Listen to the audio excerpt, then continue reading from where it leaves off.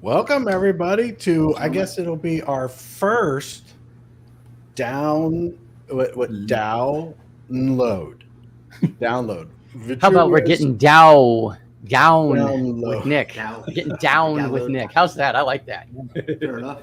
What's up, gentlemen? Yeah. So all I'm gonna say is that I see a comment from Larry T. And yes, I am a military person, and being late is unacceptable. But it's not all on my shoulders. So Kryptonian was running his mouth again. I tried to stop him. You asked me a Hey, question. when I was in basic, my drill sergeants were always late. So I don't know what military you're talking about, Larry. I think they do that on purpose, though. They're like, you got. You must have been in the Navy, right? You know. And then if we complained, then it was drop, give me 20. I mean, oh yeah, you couldn't win. They're setting you up. They're setting up, Odie. So yeah. So it's a Friday afternoon. Look at these mugs up here on a Friday afternoon talking about Vitruveo, man. This is awesome.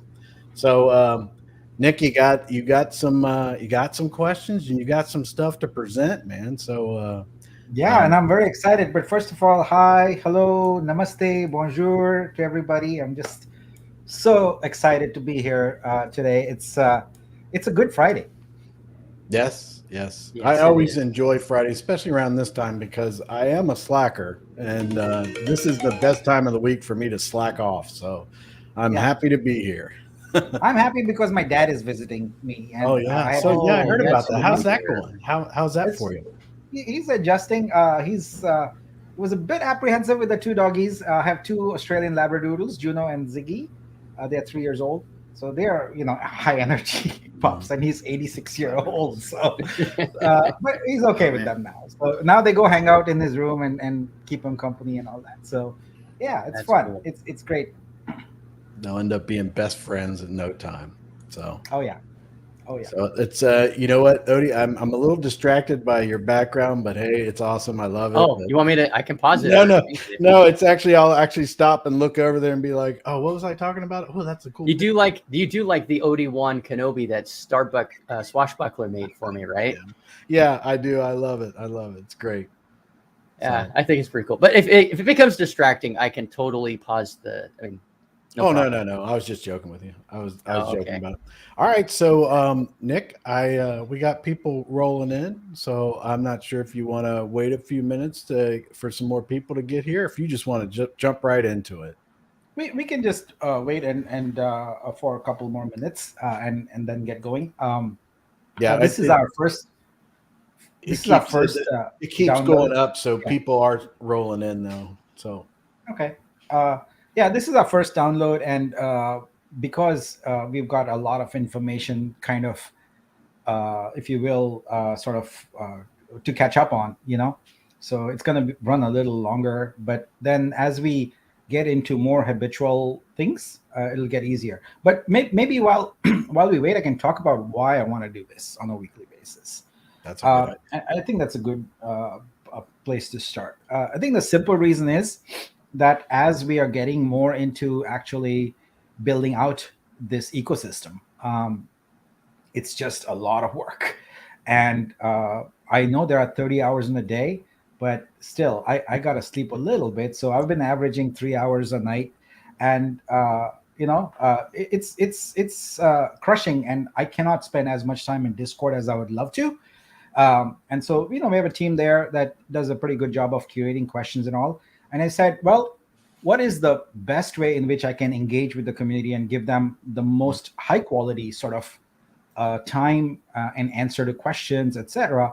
And also sort of address the fact that some questions come up repeatedly because someone hasn't had a chance, to see them, because they're very easily lost, like in Discord. And we can create FAQs and all that, but then also that gets saturated. So I thought that a weekly kind of hour and a half to 2 hour straight, communication with the community where I provide updates.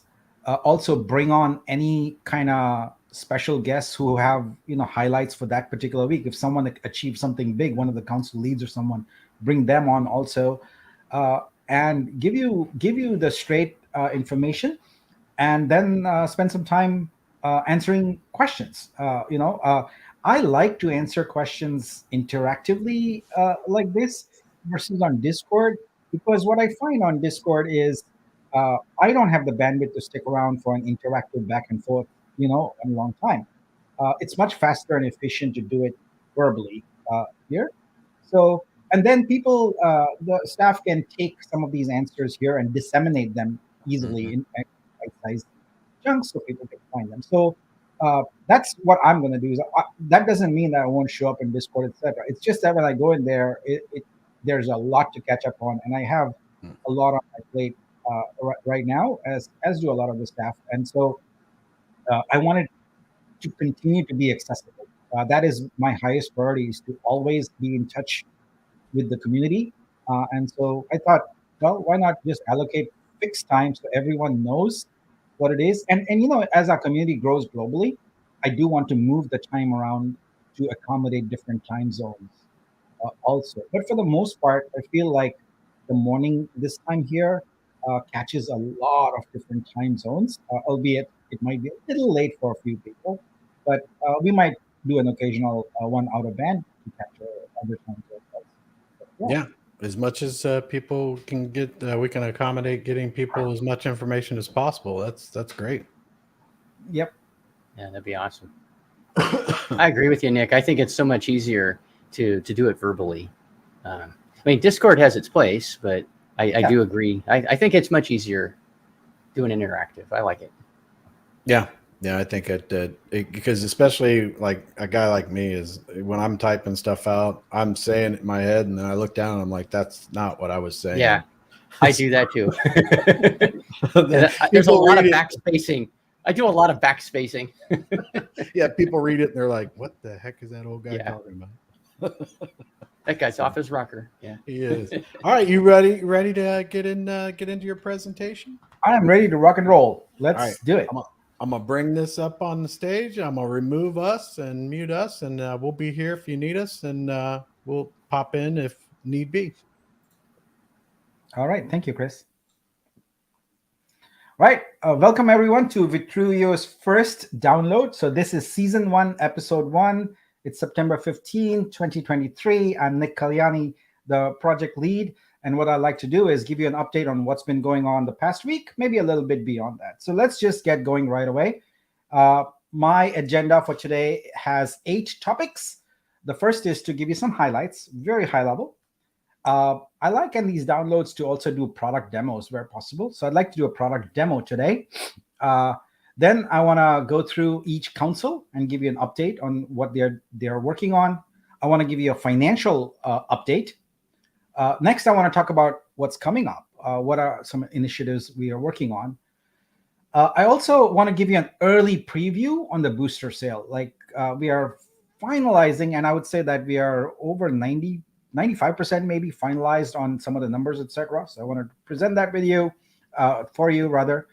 And then I asked the team to curate some Q&A from the community, from Discord. So I've got a slide with those. I'll just answer all of those. And then, of course, open it up for some live Q&A. I'd like to kind of keep it compressed to sort of a 2-hour window max, because after that, you reach a point of diminishing returns. So yeah, with that, let's just get going. So in terms of highlights, the very first thing is that the protocol rebasing revisions are completed and in testing. So this is very, very exciting news. This means that all the new model of rebasing that we had, that was dynamic, performance-based, etc., those changes are now complete and they are in testing.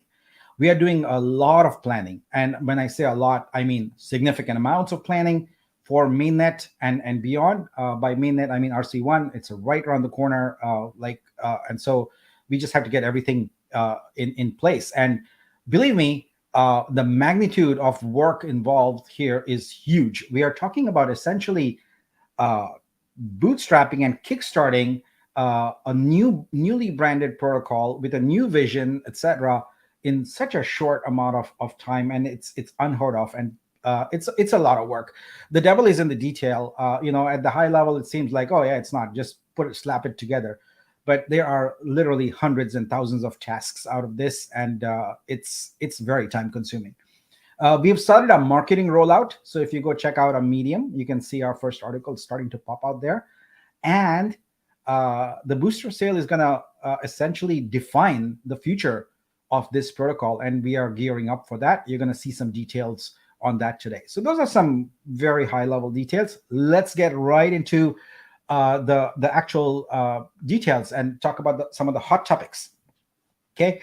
Now, there's a lot going on, as I just mentioned, but I wanted to let you know some of these key topics that are in progress concurrently. So they are moving forward in parallel at different paces. So the first one is DAO formation opinion. As a lot of you know and have expressed, getting to a formal DAO is an important step. We are not there yet. Right now, we are sort of pretending to be a DAO, but we are more of a collective. We are a community, a collective of people, and we need to get to a formal DAO. So the first thing that's going to come out of there that we need is a legal opinion on how the DAO formation should work, how it should operate, what should be the balance of responsibilities and control points be between the DAO and the DAO entity that will be incorporated. So this is not a trivial matter. It's complex because the DAO entity will have personnel and the DAO has personnel. Now, the DAO by itself has no official sort of, not recognized by the law in terms of liability, etc. But the entity is, and so whoever's on there will have legal liability. And so there's a balancing act there, and it's a very tricky balancing act, but we have to do it. So once that opinion is in place, I'd like to have a community vote on it. So we can vote yes or no on it. And if that vote proceeds, then we go into incorporation. Now, those of you who are very much into crypto, etc., might have seen how intense the past few days have been with updates from the SEC, with opinion letters, with a lot of information very targeted around regulations around crypto, etc. So what this has done is kind of influenced our strategy a little bit about incorporation of the DAO. We had considered the possibility of doing a dual structure where there is an incorporated entity in a non sort of regulated by the United States SEC space, which would be in the UAE or other places. UAE is pretty much it. And then also in the US, because as we plan to take on contracts with major industry organizations, whether it's a museum or a record label or whatever, it's a lot easier if you're incorporated under US law. So for the moment, we have backburnered that. Just for the moment, we need to understand better what the SEC regulations mean and the impact of them. But I envision that in the future, we will have multi-jurisdiction incorporation. So we'll get into that when the time comes. The time is not now. Today is different things. We need to have our booster sales plan finalized. So I've been working with Jamelia, our in-house general counsel, on that. So we've had some good meetings on that. And today, what I'd like to do is present to you a preview of that. It's not yet fully approved, but it's enough where you can get a good idea of what's coming. Some of the other topics that we are working on that are different stages, our validator incentive program, which I presented a few days ago, a backer incentive program, and then DEX tokens and cap table. I know this is a topic that is of interest to a lot of people. This is essentially what the UXI tokens are about. So it's important for you to understand that we can't do all things at once. We have to prioritize things in the order they are going to be rolled out. So if you don't see any attention being paid to a particular topic, it's not because it's not important. it's because there's other things that are critically important to be done by a certain date in order to keep things moving along. So we are definitely working on all these things. It's going to take a little bit of time to get all of it done. We are still a very tiny team. We are not like, lots and lots of people here. So we are working pretty much crazy hours. As I was talking to the folks earlier, I'm pulling regular 20-hour days and still cannot get enough work done in time. So it's going to all happen. The next item here is the DAO governance draft. So we are working on some basic fundamental policy. So think about it as sort of a dual pathway. We've got the incorporation pathway going on, which legalizes the DAO, but we also need governance. We need rules around, who can propose something, when can they propose something, how will members get elected? If someone's already in a lead position, how can they be changed? Who gets to fill the other roles in the DAO? There's a lot of roles there. What will the salaries be? What are the salary caps? What are the treasury rules? What levels need different multi-sig access, etc.? None of that is there right now. And I see hundreds and literally hundreds of questions about in Discord. And people fail to understand that this is a multi-step process. We are not yet a DAO. It's important to understand. We are basically a collective and a community moving towards a DAO. And all those governance rules take time to set up in place and then to approve and then to implement. So that DAO governance comes along with the DAO formation, and we'll put that into place. So, but don't be under the illusion that we are a DAO already. We are acting like a DAO, but we are not there yet. We don't have any governance rules, etc. What we are doing is fast tracking things as quickly as possible so that we're not just sitting around and waiting, or, like imagine if we just spent our time right now on DAO governance. Imagine what would happen to this protocol. It would be gone, right? Like we need to actually launch, we need to have things happening, etc. So it's important to think strategically about these things, and we will get there, but it takes time. The councils are working on their 90-day plans, which are sort of dovetailing into some of the governance and things like that. And we are also working on budget and cash flow projections. Now, we all know the financial situation is dire. We have very short runway, and we have to do the booster sale in order to do two things. One, get operating capital, and two, get liquidity capital. And so the way I'm thinking about it right now is we have a finite amount of capital, which is probably going to last us no more than through October, maybe a little bit longer than that. And so everything we are doing here is kind of looking forward beyond that. So beyond the booster sale. And so we have to have budgets, we have to have cash flow projections, etc. And we have to have contingency plans, right? So we don't know how well the booster sales will go. I assume it will go well, but I'm not counting on it. So we have to have budgets. We have to have a different plans, 1, 2, 3, for different scenarios. So from a lot of questions in the Discord, I see people just assume that because they have not seen any information about it, that nothing's being done, etc. But when you run a business, when you run an organization, you got to think through all these things. It's like breathing. You have to do it. Otherwise, your business is dead. So just know that all of this is being worked on, and there is a coherent and a very strategic approach to doing all this.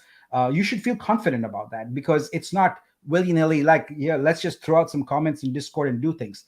There's a very strategic and a very deliberate approach to doing this. So let's see what results we have so far and how we are moving forward on these things. All right. So what I want to do here is, first of all, refresh your memory with how our DAO will be laid out. And as I mentioned, we don't have the DAO yet, but this is how we are already organizing in anticipation of it.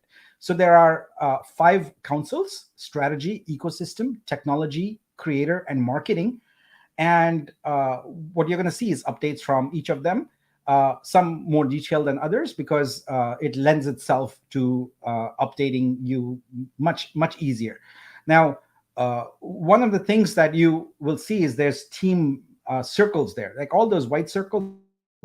We don't have the ability to hire anyone for teams, etc. So for the most part, the councils are a lead, and maybe a helper person, but most of it is outsourced contractors.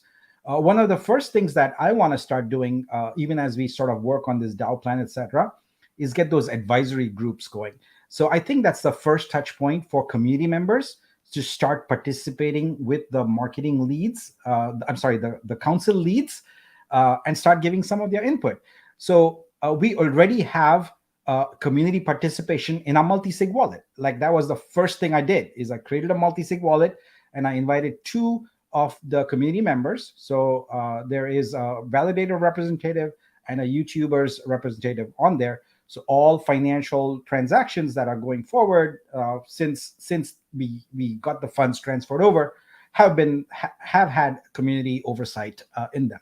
So we'll continue with that. We're actually going to add a couple more community members to that, but that'll come another time, probably next week or so. Let me now get into the updates for the councils. So let's start with the strategy council, whose job it is to define and manage the overall strategy. So one of the first things that happens is when you start putting together a team of people, even if some of them have worked together, etc., you still have to create processes. You can't just throw people together and expect that they will work wonders. It doesn't. Businesses don't work that way. Startup teams don't work that way. You have to have processes in place for communication, etc. You have to have systems in place. So like, how are you going to communicate? How are you going to organize your documents? When are you going to have stand-up meetings, etc.? So all of that has come together, and we've refined all of that, and we've got collaboration going. We now have daily stand-up meetings, and very soon you will start seeing a daily update coming into the Discord. As I said, everything is going to start, but you cannot expect everything to happen like right now. We have to plan things, we have to organize things, and then we have to orchestrate them, right? So it's a multi-step process. So we're going to have the daily stand-up meetings, and you're going to see the highlights of them on there. At this point, we are moving so fast and we have so much going on that we are not thinking of public meetings right now. But remember, we are going to have a DAO governance document, right? In that, we might consider and say that, okay, the DAO council, the strategy council meetings, the marketing council meetings, etc., might have the ability for people to view, or maybe they're recorded or something like that. We can do all of that. But right now, we're just moving at warp speed. And there's not a lot of room for these kind of decisions and things like that. The next thing we're doing is implementing a consistent sort of operational budget framework. So with very little capital, we have to manage it very carefully and make sure that every dollar is spent wisely. And so that's what we are doing. So we want to make sure that we are spending the capital to reach the goals that are set out for us, and that's kind of our focus. We have set up a centralized project management system with Trello, which many of you might be familiar with, and it's a bit disorganized right now. In fact, it's quite messy.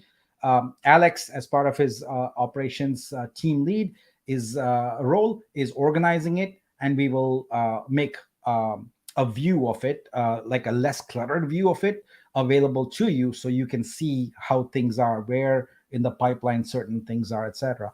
Right now, we're just focused on identifying things and just putting it all in there, and there's hundreds and hundreds of tasks on there. And as I mentioned, you're going to start seeing the high-level updates right in the Discord, so it'll be available to you. So those are some of the things the Strategy Council is working on. That's not it. I just presented the hot stuff, etc. Right? All of that is literally going through the Strategy Council. So right now, I'm the lead for the Strategy Council, and Alex is the operations team lead. So that's pretty much it. So we are doing everything in terms of moving this whole project and this whole organization moving forward strategically, so that's what we are focused on. All right. Next up is the Technology Council. So as I reported earlier, the first big item here is that the Vitruveo protocol with dynamic rebasing is now in testing, which is really, really exciting. The DevOps team is working on setting up initial testnet nodes. And as soon as those are set up, you will be able to access the protocol. The Block Explorer branding is underway. Our plan is to have it simultaneously available as soon as the testnet is. And that is also the trigger for us to have a new GitHub repository under the Vitruveo organization, where we will post the source code for the testnet snapshot that's there. Also, in the Technology Council, we are moving forward with doing all the planning for mainnet RC1, which is non-trivial. I mean, the software is going to remain unchanged. It's the same testnet software, but the deployment is different. For example, those nodes have to be more performant. They have to be hardened to prevent downtime, attacks, etc. And they just have to have the appropriate resources, etc. So there's a lot going on there, and there's also the planning going on for the booster DApp. Now, I can talk about the fact that the protocol with dynamic rebasing is live, but is in testing rather, and is going to be live like literally in the next few days. But I can also show you. So what I want to do is I want to show you on my local desktop. I want to show you the protocol running, and I want to kind of talk through some of these changes. So we are going to put on our technical hats for a little bit. Some of you may be lost. That's okay. I think for a protocol, it's important for everyone to see the protocol and to understand what it means when we talk about sort of protocol level rebasing and things like that. Which actually brings me to one other thing that I was just talking to Chris yesterday, and I want to start with that, and then I'll go into my demo. What I'm going to do here is I'm going to switch over to ChatGPT here. Let's bump this up. A lot of people have trouble understanding what rebasing in a protocol means and why is it such a big deal. They're like, oh, I've heard about rebasing before, etc. The fact of the matter is that what we are doing is important and is innovative. Let's ask ChatGPT, all right? Let's say, which protocols have rebasing, which blockchains rather, not protocols. Which blockchains have rebasing implemented at the protocol level and not as a smart contract token? That's the important part. Most rebasing tokens that you've heard of, or protocols you've heard of, are a layer on top of the protocol. They sit in the smart contract layer, which any Solidity programmer can do. What we are talking about here is implementing rebasing at the protocol level. So let's just see what ChatGPT has to say. Rebasing is a mechanism through which the supply of a token is adjusted. Yes, got that. Most of the rebasing projects in the cryptocurrency as of my last update in 2021 are implemented as smart contracts on top of other blockchains. Some of the most well-known examples include Ample and Yam, etc. Guess what? Do you see the result? Zero blockchains have rebasing implemented at the protocol level. We are talking compound interest at the cryptocurrency, the native cryptocurrency level. This has been a hard concept for a lot of people, so I keep getting questions about that. I just wanted to clarify that, look, here's your evidence. This doesn't exist, but we are doing it. So let's just go check it out. Let me switch over to my Visual Studio, which is right here. So what you're looking here, well, let me zoom in a little bit because it might be hard to see. Let's see. Let's do that. Yeah. So what you're seeing here is the source code for something called Geth. So that stands for Go Ethereum. That's the source code that was used for Ethereum. So what we've done is we've modified that source code to implement rebasing in it. Now, one of the things we had to do in the past few weeks is actually rip out a lot of things, because in the initial project, in the former project, we had all kinds of things like a fire pit, we had burning mechanics, we had tax mechanics, we had split gas fees, we had tokens transitioning from a treasury wallet to a burn wallet and things like that. We also had fixed rebasing, completely making it inflationary, etc. So there was actually a ton of code that has been stripped out to make way for the new model. And by the way, this is another point that a lot of people in the community cannot wrap their minds around. So let me just kind of try and communicate. In the previous project, the term that was used was called DEX. That term did not mean a DEX like Pancake Swap or something like that. It meant everything, the overarching protocol, the rebasing, the fire pit, the tax, the gas fee splits, the treasury, the burn wallets, etc.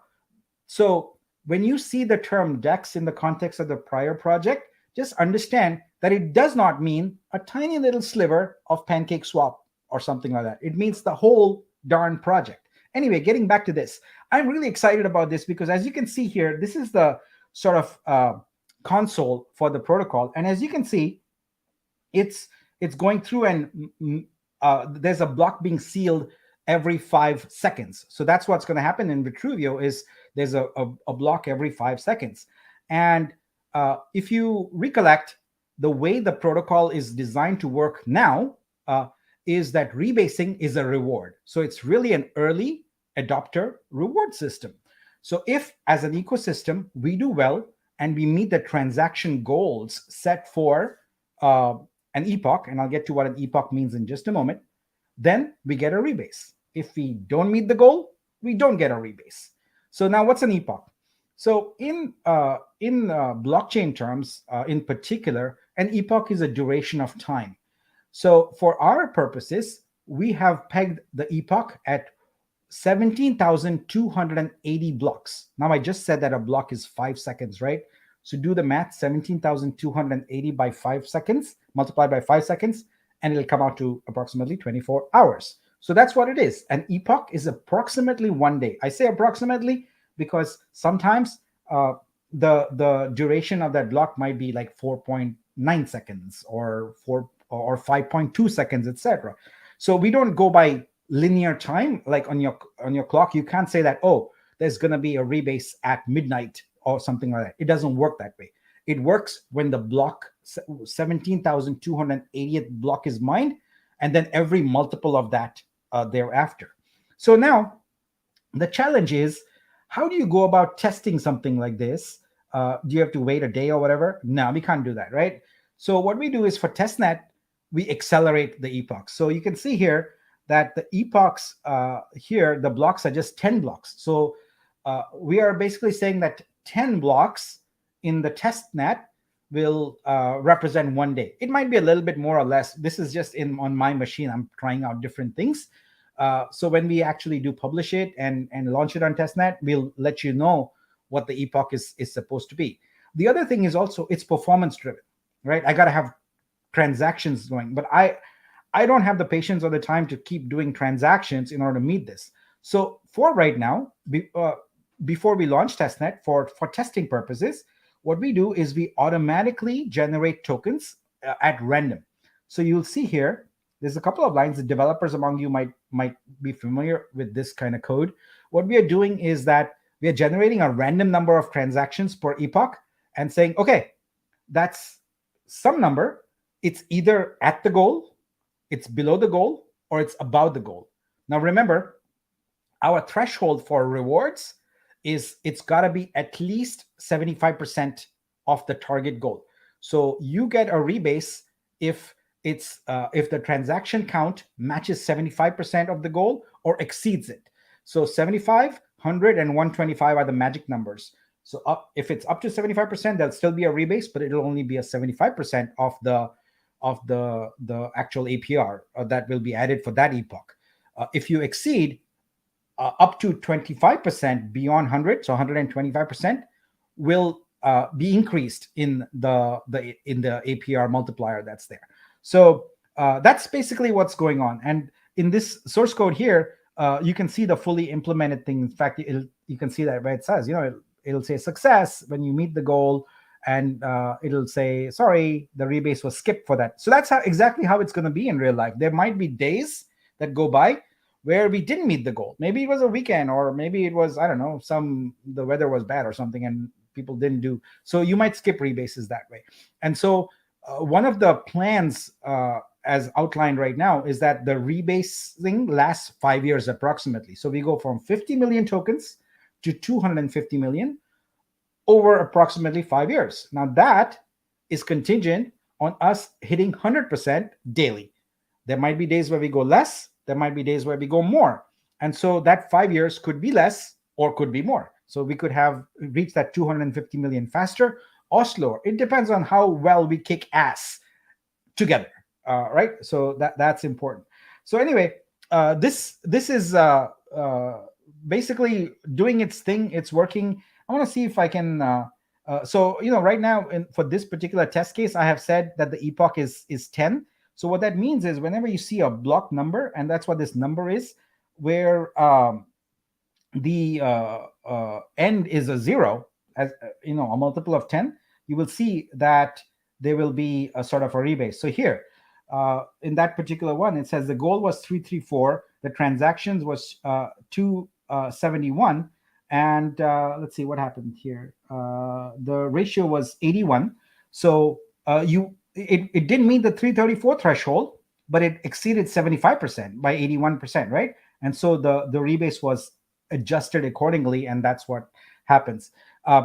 Once it's on testnet, which should be very, in a matter of days, I'll be hopping on here again and showing you in real time different wallets and how that rebasing, etc., happens. But this is an important part of the protocol. In fact, this is the main aspect of the protocol, and I'm excited to share it with you right here live on my computer today. This is the code that's going to DevOps for deployment. So those servers are ready, Prabhu told me, and so they'll do some testing and get that deployed. So we should be able to tinker with testnet here very shortly. All right, so that's done. So let me get back to my presentation here. There we go. All right, so picking up right where we left off in the Technology Council update, let's continue and now talk about the Marketing Council. So, the Marketing Council has had its work cut out for it. I mean, if in terms of engineering, yes, we've had a lot, but honestly, to whip out a brand new brand, to think about what the brand ethos is, what is the style of communication, what is the messaging, what is the visual identity of the brand, it's been a lot. And I can see Reba and her colleagues behind the scene just doing a lot of work around that.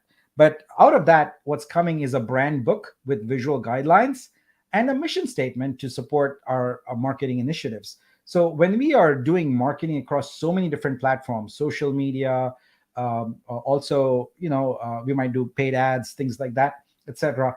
It's important to be very consistent and coherent in your communication. We want to be recognized by creators as the brand, of blockchain for creators. So how do we approach that? Well, there's a lot of work that goes into it to build that messaging, and we are working on that. So the social communication guidelines and the calendar for community growth is in place, and we've already started to roll out material. But in particular, what we want to do is start educating people. So we want to do workshops and things like that to make it easier for traditional creatives to transition into Web3. So that is on deck already and being worked on. So I think a lot of the Marketing Council's work is going to be self-evident. You're going to start seeing that in what we publish on Twitter, on other social media platforms, and things like that. So you'll start seeing that very, very quickly.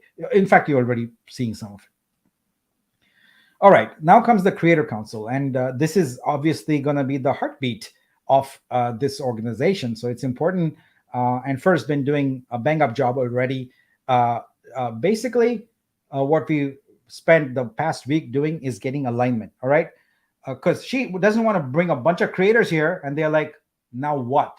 So we have to align with our product strategy, and we have to align with our engineering strategy, and we have to align with our marketing strategy to make sure that there is a clear pathway for bringing creators on, and when they arrive, they are wowed. We want them to be blown away by what they find here. So getting that alignment together has been first a focus for the past week. So she's already started collaborating with enthusiastic artists ready to elevate the boosters. I'm going to leave that as a mystery phrase for right now. We're going to come back and look at something really, really exciting about that. We are also working on the creator-centric NFT studio requirements. So it says NFT Studio here. The brand name will be Vitru Studio, but this is going to be the artists or the creators' first exposure to our platform. It's where they consign their artwork. So we need to be able to have a very well thought out plan for how we roll out the features on there to make sure that artists don't come and they find, for example, maybe the UX is not to their liking or not. We need to make it a great experience, and so there's a lot of work that's going on in there. We are also preparing a welcome package with exciting benefits for artists. So this is, we have a token incentive package for them, so they all get a small, tiny number of tokens to welcome them on board, which helps pay for their initial asset consignment and things like that. We also made a decision that art packs on Vitruveo is special enough where we should not just follow what's happening on Ethereum. So here's what we are going to do. We're going to let the art packs on Ethereum run through its course of 13 drops. Those will happen. But we are starting off art packs with a Genesis drop right on Vitruveo. So it's special, it's exciting, and we can have some flair around it, which includes an IRL and in real life exhibition to match that, etc. So we can make some really big noise and get more people excited about art packs and about Vitruveo in general.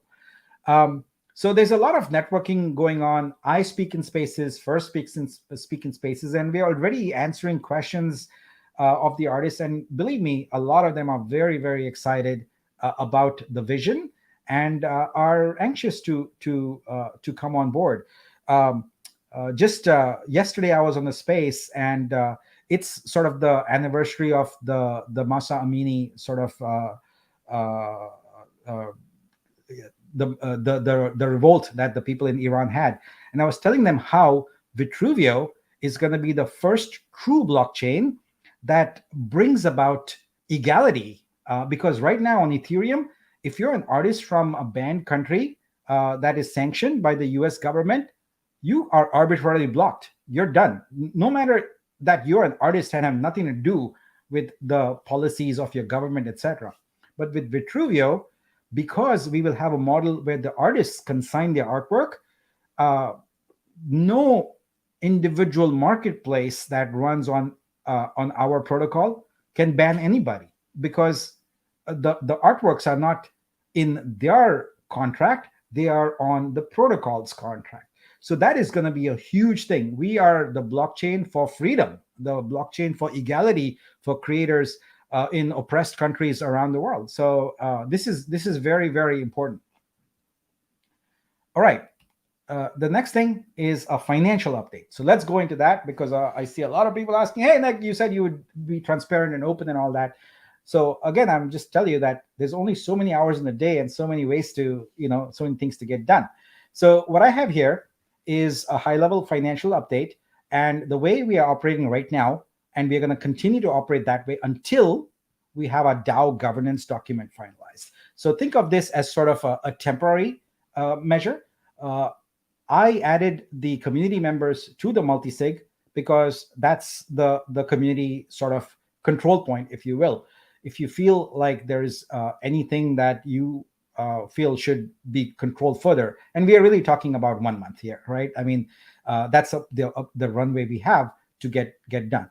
So you should bring that up with one of the community reps and ask them for details, etc. I share details with them. So here's the lay of the land. So our DAO salaries are so far at $38,750. So someone asked the question, and I'll just answer it right away.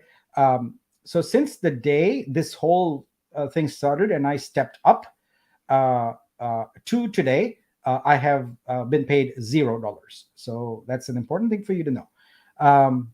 The next thing is external contractors. As I mentioned, we are not yet ready to have formal teams and all that, because that is a process where we will need to uh, have DAO guidelines, who can be eligible, what will the stipend be, things like that. Will they be paid in tokens? Will they be paid in stablecoin? Will they be paid in, will they be contractors? Will they be employees?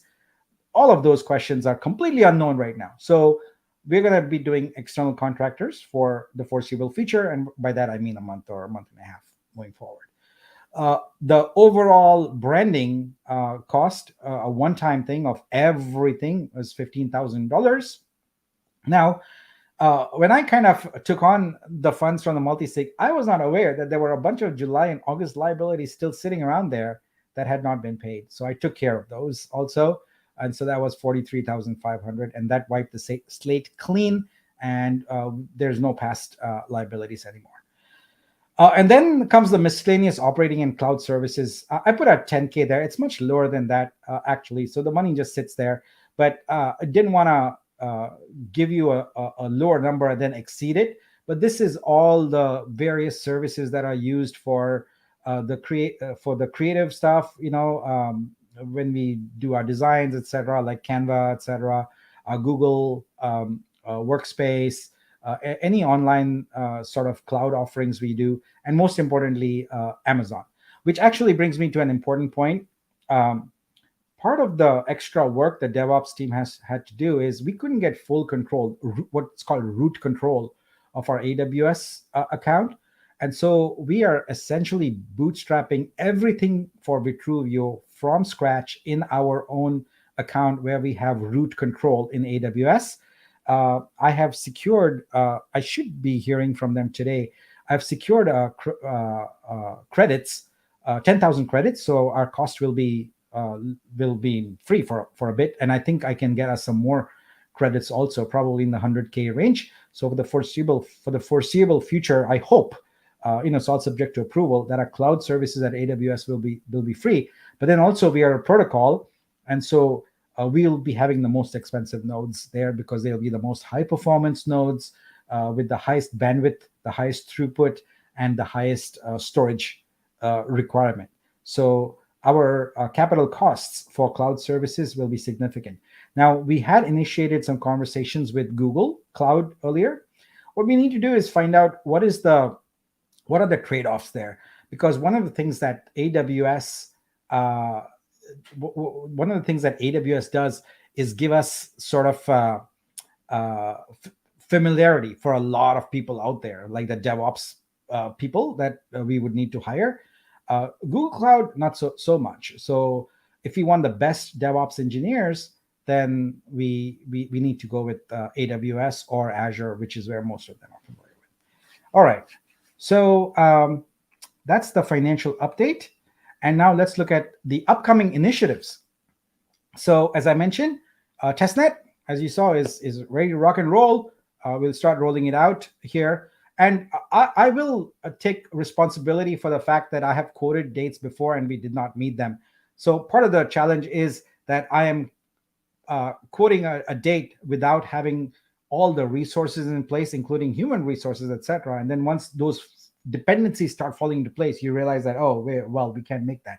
So this is based upon communication with our new technology council, with the DevOps setup, with our new Amazon resources setup, etc. And so this is going to be live.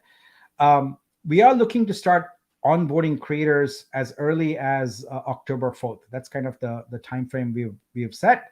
So as you saw earlier, there's a welcome package in place and things like that. You're going to start seeing a lot more social media content. We are going to get content on Instagram, on TikTok. We're going to go where the creators are, So we want to make sure that we get them on board here. And that's starting within the next 10 days. And also, as I mentioned, the educational workshops are also coming into play. All right, let's continue to move on. And now what I want to do is dive into the booster sale preview. As I mentioned earlier, this is mostly ready, but we might still change them a little bit. Let's walk through it, all right? So the first thing and the most important thing is boosters will only be available on mainnet RC1. This is non-negotiable. I do not want to do anything other than on our own blockchain, and I have taken the community's pulse on that, and everyone agrees. We will only do this on our own mainnet. So that tells you, like, if you read between the lines, that tells you when is mainnet RC1 going to be available, because I already told you how much financial runway we have, and the boosters are only going to be available on that. So guess what? Very, very quickly. We'll get to that in a little more detail here shortly. So there's going to be two types of boosters. The first booster is designed to accelerate your token vesting. It's $1.50. And the other one is a super booster. And I'd hinted about this earlier. I've now merged the two programs into a coherent one. So the super booster has a token price that goes from $1.45 all the way down to $1. And the super booster is designed for people who want to acquire tokens at this stage with the new vision, the new team, the new protocol, everything new. If you like it, you want to have a piece of it, then super booster is for you. Now, this is the part I'm really excited about. A booster is not just a utility. Each booster will feature a random, amazing artwork by a global artist. So we are curating those artists. We are getting those artists together right now. We're getting the artworks in there, and the booster artworks will be AR enabled. So we want to make these boosters something that are unique and exciting and rare, and it's a one-time thing. And guess what? You can use them for accelerating your vesting, and then once that is done, you still own a rare Genesis art NFT. So the booster goes from being a utility thing where you boost your vesting, and then you don't just have an empty, useless token in your wallet anymore. You have a work of art, and it's rare. And guess what? We will launch the Vitru Hub, and you'll be able to collect and trade them. You might even be able to trade them before you use up the boost feature, because once we list on an exchange, booster sales will stop, and so now they will be a desirable item. So the art is what I'm really excited about, and the artwork and the augmented reality piece is something I'm really excited about. I wanted to give you a teeny tiny taste of what is possible. It's just a little gimmicky thing, but I thought it would be fun in this download to show you. So let's look at this. So here, this is me wearing my Mandalorian helmet, and there's a QR code there. So if you will use your phone camera and scan that QR code, and then there'll be an app that launches. Just point that app at my picture there, and hopefully you should see something interesting. That's augmented reality right there. So this is a tiny, like I said, think of it as a 1% taste of what we can bring. So I'll leave this here for a minute while you do that. And I'm going to take a minute meanwhile to scan these comments and see what's going on.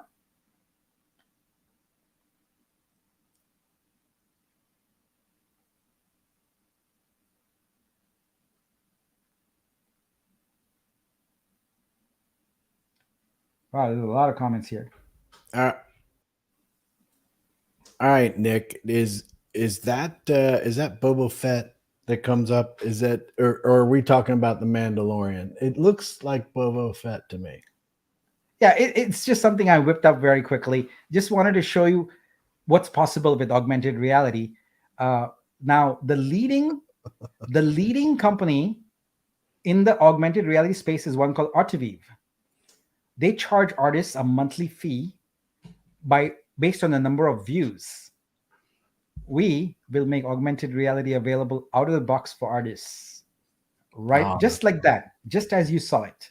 That's awesome. So I assume that I can keep this, right? This is my only one, and everybody else is going to get. They're going to have to give theirs up, right? What do you mean? Like, this is all just for me, right? Yeah, sure, of course. Yeah. Okay. I was making sure though. Yeah. So yeah. Anyway, I wanted to just kind of take a little segue from all the business talk and give you guys a little hint of how our art NFTs and our digital collectibles and the augmented reality is going to work. So we really want the boosters to be something that people crave and has amazing artwork. So Fur and her artists are going to do amazing. I know that because I've seen the art packs art and it's just mind-blowing stuff. All right, let's continue now. Let's see, I need to get focus here. All right, so continuing with the booster sale there. All right, so let's review everything about it. The token price is $1.50. Each booster is 150. When you have a booster, you'll be able to claim 100 tokens, and you can use a maximum of 25 boosters and stack them to accelerate your vesting 2.5%. Each, I didn't include this in the slide, but each booster gives you 0.1% boost.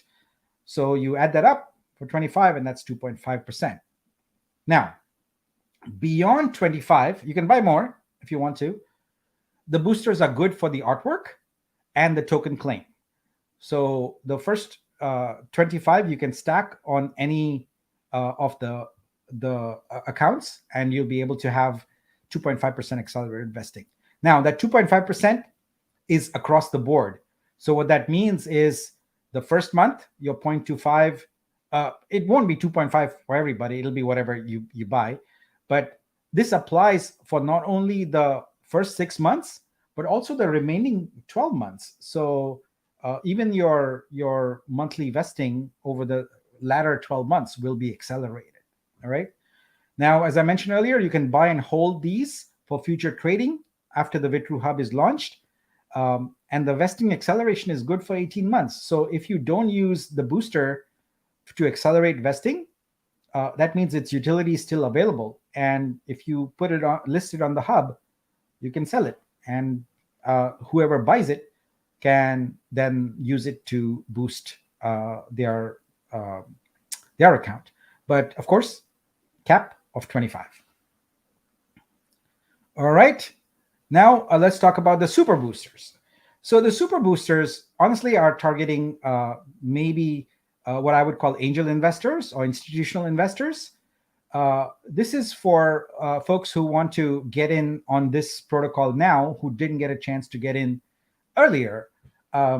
So the token price is $1.45 to $1, but it requires a lump sum investment of $25,000 to $250,000. If you happen to be an existing token holder, this is the only way to get the maximum sort of boost possible, but it's a fixed boost. It is non-stackable. So you can't buy 4 $25,000 super boosters and boost it, 16% or whatever. It's one boost. So the table outlines what you get there, but essentially there are some very attractive token prices. Now, here's the thing. These are designed for investors with a longer view. This is not for someone who has a short view. So these tokens will be locked for 8 months. There's just no activity on them at all. And then after that, they will vest over a period of 15 months. So as I said, this is for people who have a longer view, and the vesting and the lock is essentially the price you pay, if you will, for the lower token price. Okay, so that's your super booster.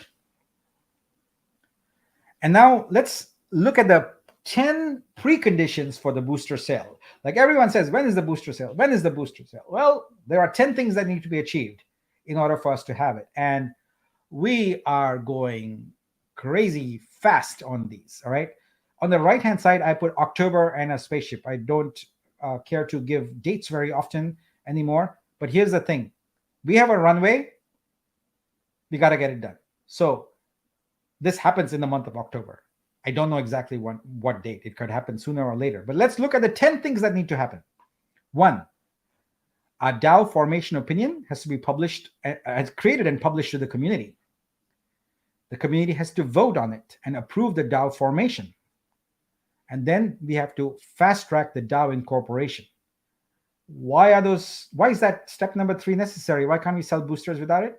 Well, we already sold things without an incorporated entity. It was quite a mess, if you might recollect, if your memory is long. We are never ever going to do any kind of token sales without an incorporated entity with proper liability. I certainly will never do that as long as I am the project lead. So there will not be any booster sales until there is an incorporated entity. Mainnet RC1 will be launched. Now, the booster sale is the first thing that's going to happen on Mainnet RC1, but we won't wait for the booster sale to be ready to launch Mainnet RC1. We also have Poet, which is a proof of engagement token, which is for us to start onboarding creators and other people on there. So Mainnet RC1 is going to happen as fast as we can make it happen, which is like, as you saw, we're going to have testnet here. We'll greenlight the testnet. We'll run it through its paces next week or whatever, and then get going on Mainnet RC1. That's a DevOps thing more than anything else. The Mainnet RC1 launching is primarily a DevOps task. So as I mentioned, the booster DApp, the booster DApp is developed and then launched on mainnet, right? It's not going to happen before that. But I just want to be very, very clear. There isn't a need for them to happen contemporaneously. They don't have to happen together, right? We can launch mainnet RC1 with Poet, and then as we are working on getting the DAO incorporated and all that, then we'll add the booster sale to it. Number 6, booster artworks have to be ready and consigned. I just showed you what we're going to do with AR, etc. Well, guess what? That requires work. Artists have to put in time and effort to do that, and they will fast track it, but they have to do the work. We have to come up with a marketing campaign because we don't want to limit our booster sales only to the existing community. We want to reach out. We have a beautiful, grand, big vision to do something amazing in the world, and we want people to hear about it. And hopefully they will hear about it and like it, and they will want to participate. We will have a public website. So as you see right now, our public website is just a landing page with the bare minimum logo, etc. There's a website being developed. And this is what I was alluding to earlier. You can't just slap on a website with some pictures and all of that kind of stuff with some features, etc. It's got to have messaging. It's got to resonate with the audience. It's got to have the right brand, identity and things like that. That takes time. That takes effort. And it's not, we're not creating a run-of-the-mill website here. We're creating something that is designed to target the creators of the world and also to highlight the importance of this protocol when it comes to the world of technology, blockchain technology, and the world of creators. Number 9 and number 10, we have to have a white paper that is written and published. So the folks who are technical, who want to understand, not just technical, but also from a business-centric standpoint, what is our vision? How is this going to be built out? I did a presentation for you on the creator economy. You can expect to see the white paper be a very detailed version of that. And then last but not the least, we want to have an investor deck created and published. Investor decks are pretty straightforward and simple. They're usually 10 to 12 slides. They are a problem, a solution, a team, what's the market, what's the opportunity, what is the competitive landscape, what are the funding requirements, what is the go-to-market strategy, and what are the next steps, kind of, So we need to have that because, as I pointed out in the previous thing, we do want to start targeting angel investors and potentially institutional investors. Now, I hear time and time again another question. Hey, why don't we get VCs here? So, look, venture capital is a very specific type of institutional investment. It has very specific needs and wants of the startups that they invested. So each firm has a focus area. So some will focus on, say, medical instruments. Some will focus on blockchain protocols. Some might focus on dev tools, and so on and so forth. And they each have their specific stage of a company at which they invest, and they also have a certain size that they invest. So a seed stage VC might not be there at a Series A level, etc. So the key ingredients that almost every VC needs are a great vision, but more importantly, a very good team, a team that they can get behind and believe in. Because all VCs know that most startups go through a lot of change, and if you have a good team, they can weather those changes and they can take that ship to uncharted waters and discover new and exciting lands, to use that analogy further. But the team is important. Then the traction is important. So what professional investors want to see is, what have you achieved? Like, what have you done? Show some results. So traction is super important. And then also a good understanding of the competitive landscape. Like, where do you fit in, and what is your potential to give them the ROI that they are seeking? So the ROI for VCs, they don't want 2x or 3x of their money. They want 20, 30x of their money in 5 years or so. So, and this varies from firm to firm, right? So don't quote me on that. But every firm has its own thesis on how it invests, etc. So we are early. If I pitch to 100 VCs right now, I might get 1 or 2 to say yes. It's just a huge waste of time. We have to first do the work, the hard work of actually getting this launched, getting some of the product strategy that I presented built out, and getting traction. When that happens, then we go for a Series A, and yes, we can get institutional capital. But otherwise, right now, this is still a domain for angel investors and small institutional investors. So that's the lay of the land. All right, now let's go on to community questions.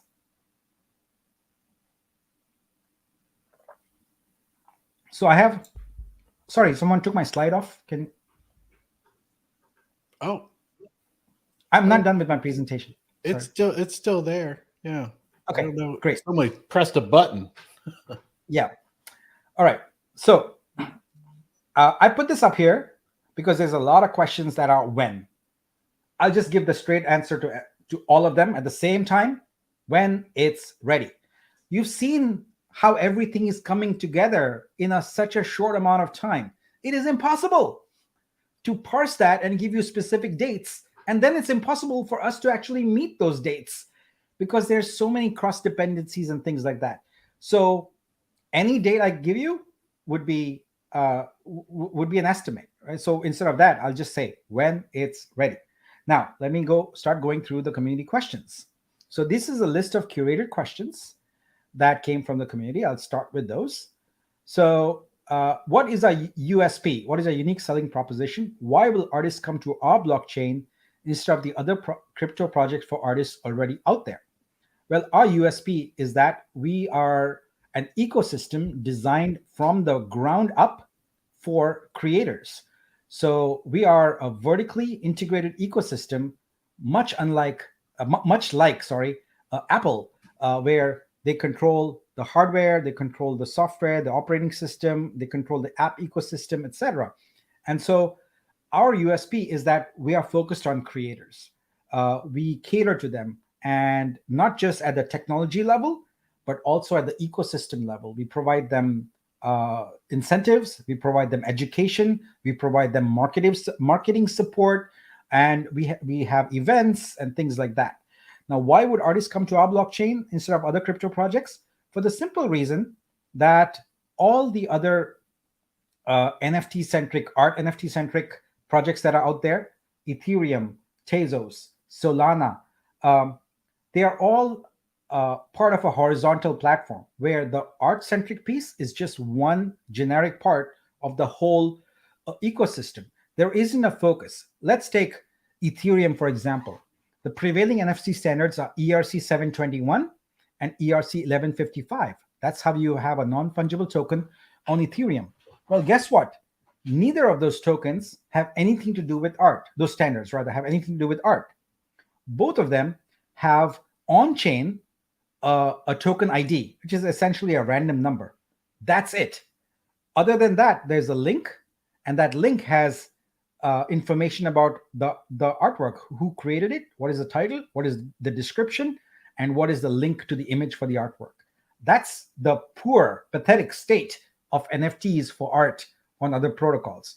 So you can see that what we are doing, conforming to global standards, adding protections for artists around IP, intellectual property, adding a licensing model, adding metadata, adding the ability for them to have durability on their artwork, etc. So these are all things that don't exist out there right now. And so we are leaps and bounds beyond what any other crypto project for creators out there is. Will the DAO be able to vote to blacklist BL's wallets? I don't know. It seems unnecessary because there is no such thing as a blacklist. So basically, all the wallets that we know of are gone. They're deleted, and there's only one wallet that is per the agreement that I talked about in previous AMAs. So there is no, people keep saying blacklist. There is no such thing as a blacklist. It's a protocol. You either have an account with tokens in it or you don't. It's decentralized, folks. We're not creating a smart contract here. It's a protocol. You can't put in if this, then, then you lose all credibility. But suffice to say that there are no wallets to consider. So the question is moot. When will testnet be launched? Answered. When will we launch RC1? Answered. What is the ideal liquidity to launch with? Answer is as high as possible. How much is the ballpark price for the boosters? That's answered. Is there a limit? Answered. When will we launch the website? Also answered. We're like a lot of these are already answered. How would team compensate validator nodes that would run Vitruveo testnet alongside the mainnet? Those validators would still have to pay their VM for their testnet, and it creates.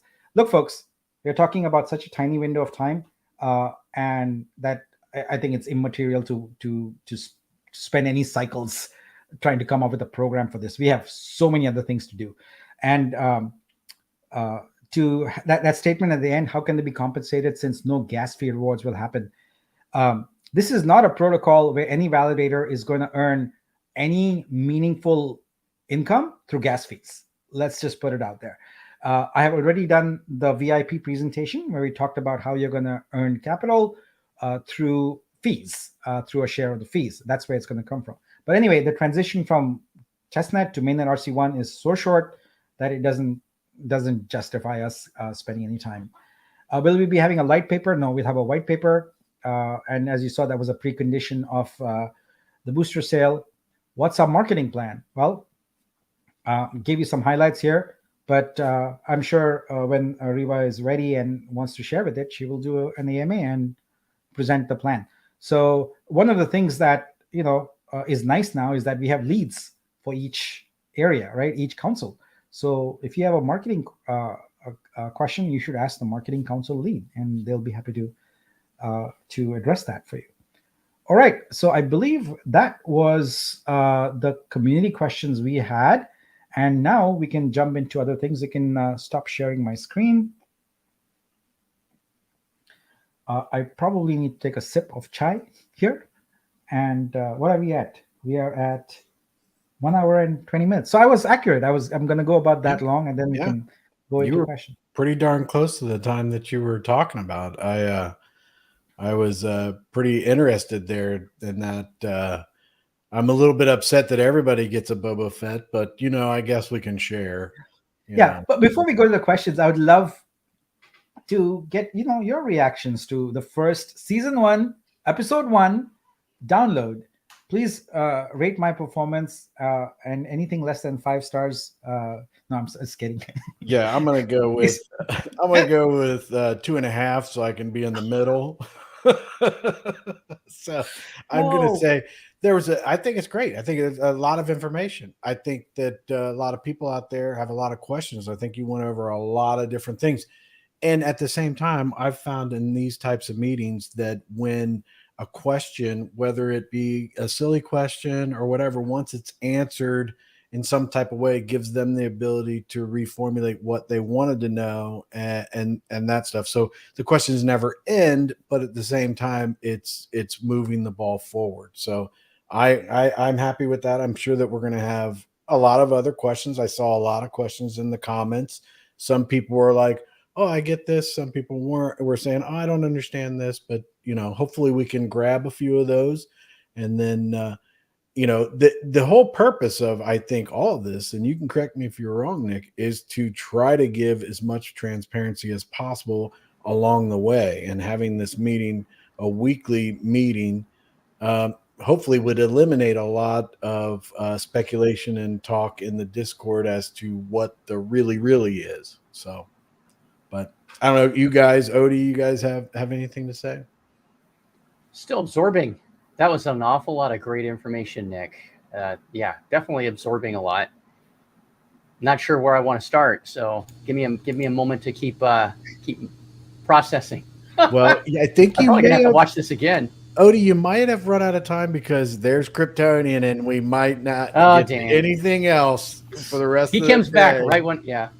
He's like, I got something to Kryptonian's say. going to have a test too. Kryptonian will have a test. Yeah, he So, will. pop quiz, everybody taking notes. I'm always Yeah. taking notes. So, yeah.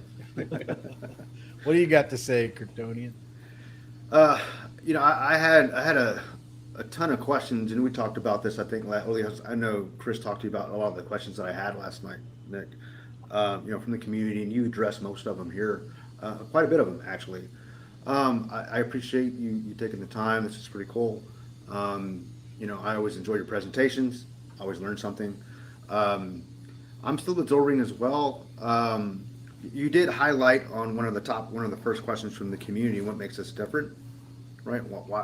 Why create? I think one of the comments were, why are creators particular blockchain not like other type of protocol or other type of blockchain? And I'm of the mindset, and correct me if I'm wrong, but what's going to make this particular blockchain different is the community you've already, as we talked about this earlier, the community you've been working with long before you were even involved in this project at all. This has been your space, the art, your love for the arts. So I think that's super important. I know there are I've seen comments where this chain's already doing this, or there's already been chains that are or protocols or apps out there for artists, but I just don't see them taking the same approach that you did, or you're doing actually. So it's a good point. Yeah. Yeah. Thanks for bringing that up. So here's the thing, right? If you say, hey, which is a blockchain for creators? Guess what? You have to go to Google and search. You don't have a name that comes to mind immediately. There isn't one that comes to mind. That means that the field is wide open. There is no dominant player in this space. 2, at its peak, we are talking billions of dollars in the NFT art ecosystem. The market went down, and that went very low. But there are more artists and creators not in Web3 than there are. There are massive numbers of them, and artwork, in particular, is a high value item. It's a discretionary thing for the wealthy. So there's that part of it, but there's an untapped art pool of the masses that has never been possible before because of the gatekeepers.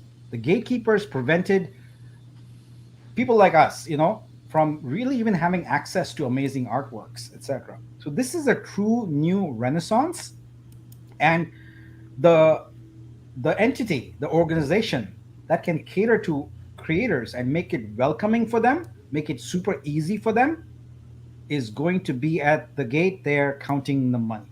And I am confident this is it. Now, as far as the question is, why do this? Well, my question immediately is, well, what else do you got?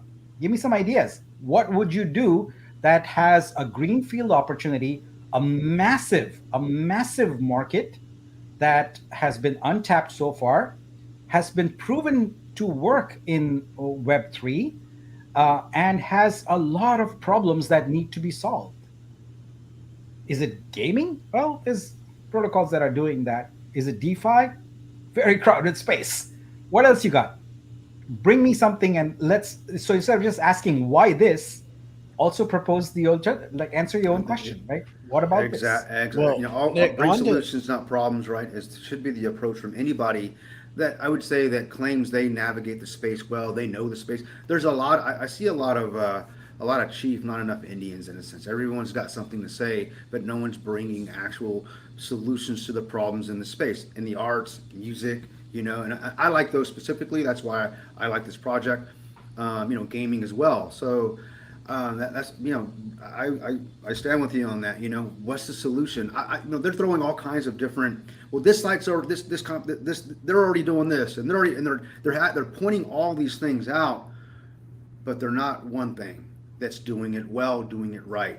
So the ecosystem, as you say. So I hope we can pull this off, or you guys can pull this off. You know, We are going to do it together. It's yeah. us.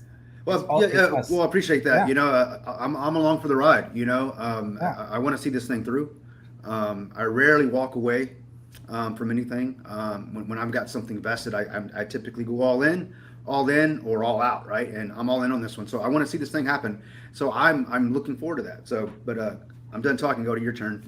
All right. Yeah. Well, while you guys are talking about this, I want to bring up this comment, and I am skipping, but this was very similar to what you had talked about. I think so. I think I just lost a comment, by the way. Nick, what will set us apart from the project like Omniflix? It seems very similar to our focus, and what can we learn from Omniflix because their price action is horrible? I think I lost a comment too, guys. How large is your ecosystem? How many creators are on OmniFlix? I think they're even peer to peer, right? Is what we looked into. Yeah, they're not a blockchain. Yeah, so But it's an that's the question I would start with. Yeah, it's an aggregator, right? So, which is Yeah. the problem, right? It's the problem. You know, you got to go to Kepler. Anybody know what a Kepler wallet is? No, exactly. Yeah. Everybody knows what a Trust Well- wallet is. MetaMask, right? Those Yeah. are mainstream. See, that's the problem. No one knows who they are because why? They're not doing it right. They probably have the greatest tech, but they don't have the greatest way of getting the people to know about the tech. That's the problem. So, and I'm not just picking on them. I'm picking on anybody. I'm sure there are great products out there, but no one knows about them. Why? Because they haven't brought the fire. And they don't have the community. So, but anyways, again, Odie, I'm sorry. Yeah, to interrupt you. with startups, Yeah. it's always a combination of timing, of your innovation, your community, your capital. There's so many things that go into it, and so I would just say that first of all, you know, the main thing that sets us apart is the fact that we are a protocol, whereas they are peer-to-peer network. That's one difference. And I think you know, if I haven't covered enough things in sort of the innovation we talked about with the creator economy, etc., then I would suggest you go back and look at that presentation. The creator economy. It's like we've got 50 slides of impactful things about what problems we are solving and how we are doing it. Now, when it comes to price action doesn't lead, it follows. It follows the value that any project can deliver. So if you cannot kickstart a project with an ecosystem that's large and vibrant, why would the investors give it a second look? I have spent the past 18 months cultivating a large community of creators in the space, understanding the problems, meeting with everybody, actually going to different countries, different cities, and meeting with artists there to understand the problems in the space and understand the opportunities in the space. So we are already primed here to get a deluge of creators on day one. Like just with the boosters alone, you will see we're gonna have some kick-ass artists here. So I don't think firing up an ecosystem of creators is going to be a challenge for us because I've already invested 18 months working on it, and I'm recognized as a leader in that space. Mhm. So I yeah. actually I had the pleasure of tuning in yesterday on your space, and I challenge anybody. I get just constant questions and DMs. You know, no one's going to care about this thing. You know, and I'm like, well, I had a comment this morning in one of the discourse that kind of threw me off a bit. They were like, almost to the point that the creators don't matter. Like no one who cares if he's got a community of creators. Like it's not going to work. And I'm going, what, the creators don't matter? They're not important as well. They don't deserve the same opportunity and same technology, the innovation, right? The same thing, the same that everybody else has as far as opportunities in the space. Of course they do. So so what I say that because yesterday when I was listening to the space, I'm in the background, I'm listening, and Farrah was talking, and and I heard some of the questions from the community. And you absolutely have some people in the creators community that are wanting this. They're getting excited about it. I'm actually watching it real time, and these are people that when they think, I'm sure they've not really been a big part of crypto. Why? Because of being Web 2 and all that, but just because of it's so complicated.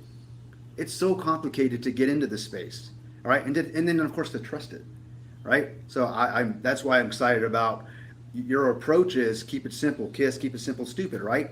We're going to make it simple for you guys, right? And so you can do what you do best, create, and we'll create the place to do that and help you to business to consumer, whatever, buyer to seller type platform. So I think it's going to be a good thing for real. I really do. And again, sorry to interrupt, but I'm just excited about. No, it's good points. I'll just say three things, right? So Mhm. rewind back to when the chaos happened here, right? So one, Not yet. uh, zero people stepped up and said, "Here's my plan for rescuing this and taking it forward." Zero. All right. So that's one thing. If there were multiple people, wouldn't the community have given them equal airtime? Of course, right? We would have been talking about the merits and demerits of different projects, but we had nothing, right? Two, ample time has passed now where I presented a very comprehensive strategic plan and have been executing on that relentlessly, leaving no stone unturned. I have literally done a 180 in the Discord in terms of communications, of openness, transparency, clarity. I am not perfect. I cannot be perfect. So yes, you're probably going to find 10 things that I said or whatever that I didn't do, etc. But then there's also 20 things that I didn't say I would do that I've done also, right? I'm not perfect. I am trying to solve a huge problem here and create something positive out of nothing. And the third thing is people in Discord can say whatever they want. It just, I don't care about it because the way I look at it is that what we have here is a very big vision and a very big plan. And people with small minds and small ideas don't have the intellectual capacity to understand it. And all they can do is spout rubbish in Discord. Do it all day. I am going to advise the Discord team to start cracking down because we have to create a community that's welcoming. You've had 2 months of pretty much open to say whatever you want to. You could have taken this community wherever you wanted to. You did not. So we are going to make that community more welcoming to outsiders now. And we're going to start cutting back on all the people who have negative talk. I have absolutely no problem with people coming on here and asking hard questions. But I do have a problem with people basically trashing our Discord nonstop with nonsense without the benefit of fact. almost every comment I see is devoid of any facts. They purposely ignore information. I am not going to give them any air by replying to them. I don't care. We are on a path here, and if someone doesn't like it, just step back, stay out of Discord. You will get your tokens. That's it. Nothing else. You have no obligation. We have no obligation to you. You will get your tokens. That's the only obligation we have. That's the end of it. So, as after this end of this here, Discord, we're gonna make it much more stricter, because I need to make sure that this massive creator economy we want to create has a welcoming Discord. People come and find smart things, intellectual conversations about art, about technology, etc., and not BS about whatever, So I'm done with it. I'm done with small minds. It's time for sane people to take over and for this to move forward on its destiny. Can I speak to that? I really like what you just said, Nick. Yeah. And I have to get ready for work here, and I have to leave in just a minute. But before I go, I did want to say a few things that I think are pertinent. I like how, for those of you that are out there watching, thank you again for tuning in. This is really, really great that we have so much engagement from the community. One of the things, a couple of the things that I really like about where this project is headed is that Nick is not only so hyper-focused, like you've already can see. He doesn't even have to say it. You can just tell by, his vision. How do I want to say this? Nick is able to eloquently and very directly and in a focused manner, I guess, for lack of a better way of saying it, get across his points. This is what I want to do. And he goes, bam, bam, bam, bam. This is what I envision. This is where I'd like to take it. This is where we're going. This is a path. We didn't have a path before. We had a fake path that went into Mirkwood. Okay. For those of you like Lord of the Rings, that's where we were headed. We've now been taken into looking at some light. I like how Nick can not only give us presentations where he says, okay, this is what's, A, B, C, D, E, F, G, but then he can turn around like he is now and he shoots from the hip. That's somebody I want to be involved with. I'd be lying if I said I knew Jack Diddley squat about art. I don't. I know comic books. I don't know art. I don't know the value of art. I've never been in that, that realm. But what I can say is, even if it's not something that I completely get with right now or that I'm into, I like where this guy is going with it. I can get behind anybody that has a vision. It's clear cut. It's concise. If it may not be my vision for what I was thinking I wanted for the blockchain, but I really don't care. I want to see the blockchain survive, and I'd like to see it flourish. And when we have someone at the helm that is all the things that I'm just talking about, I think that this is a really good thing. Also, and I'll just say this, we don't want to be another McDonald's, another Burger King, another Wendy's. Nothing wrong with them. I mean, we could throw we could throw a crypto burger joint out there, if you will, and we would get some success. But I think I look at this now that we're more like maybe you could say, liken this to, we're going to start our own super fancy restaurant blockchain, right? We can franchise around the world. We're going to have it. It's going to be fancier. And I really like, I'll end with this. I really like where Nick, his vision for the Discord is going, or it's heading to when we're done, because I'm fed up with it too. And someone made a comment earlier, I can't remember because there's so many now, that Nick was dissing on people or insulting them. Nick was not insulting them with what he just said. He was quite clear. He said that it's time for the BS to stop. Folks, when you're out in public, most folks these days don't go around talking the way people do in this Discord. And I'm glad that it's got to stop, because we do want this to be welcoming. You guys want your money, right? You want to be able to make a profit. Well, it's not going to happen if we don't have creators that want to get in on this creator's blockchain. I mean, that's the whole point of this thing. Am I missing something here? Because you're not going to get the people to come in. Would you be able to get somebody to come in and go to a rock concert if there are people like that? Or, I don't know. If it wasn't an inviting atmosphere, right? You want it to be something that people are going, hey, have you guys heard about Vitruveo? That is the bomb. Yeah, I am going to, and I'm going to tell John, Sally, Dick, Harry, and everybody else that I know in this creator community, we got to check this out. But if they get into the Discord and people are F-bombing, calling each other names, insulting each other, that's not what we need. we do need to class it up. We need to class it up. So that's what I had to say. Sorry, guys, I have to go. But thank you, Nick, for being here. Always appreciate you. I might appreciate Kryptonian, Fowler, and Cruz. I haven't figured it out yet. It's all good, man. Well, see you later, guy. Yeah. All right, Yeah. you guys take it easy. See you later, buddy. Thanks, man. Thanks for joining. Nick, I lost a comment, and I don't know how I did it, but I think I unstarted and it's not showing up. But it was presented by Navy Mustang, and he was asking about the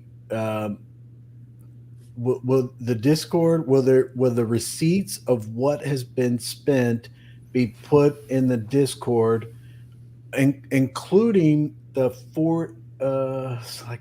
the $40,000 in July and August payments. And his question was also to dealing with, he had 10 questions regarding here. This isn't the question, but this is him talking about it.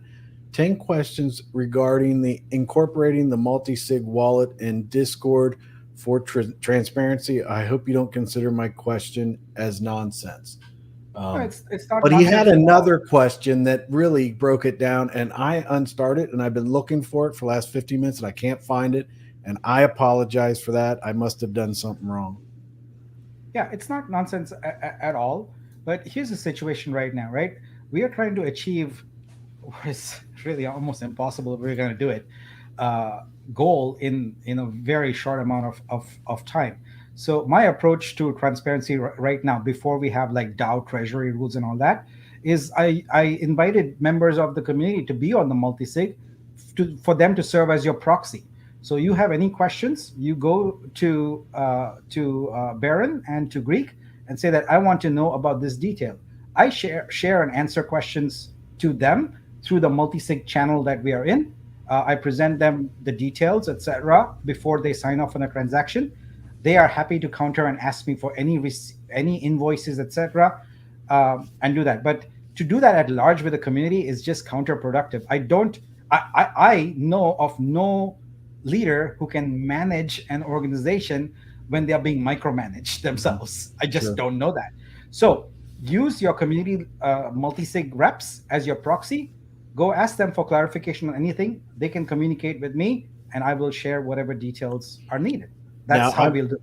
I got another thing too, because my thing is that I want to make sure everybody's clear is that I don't think that Nick is trying to say that he's banning anybody that disagrees with him or anything like that. He's saying there's a way to discuss this that makes it productive for all of us, and take it whatever way you want. But I feel the same way. A lot of people come at me about a lot of these issues, and I'm like, look, I understand. I understand. You might not like me, and you might not like what I'm saying, but I have tried to be a bridge. I know that Kryptonian, Foul, a lot of us have been a bridge to people that are upset about what happened previously, and are very, I guess, gun shy and nervous about the future, and being able to, like, if Nick says this, they're like, oh, I can't believe it because we've been ripped off and beat up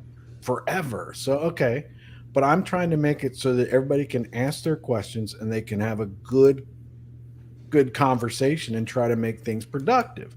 But if you just want to just tear everything down and be mad about it, you're just really wasting your time and everybody's else's. And I think that's what Nick is trying to say is like, look, let's talk about it, because I think that there are people out there that are extremely smart and can be very helpful, but just sometimes they're like so mad about what has happened that they just come in like, oh, this is just another, it's a bunch of junk. Well, let's try to not make it junk. Let's try to make it better.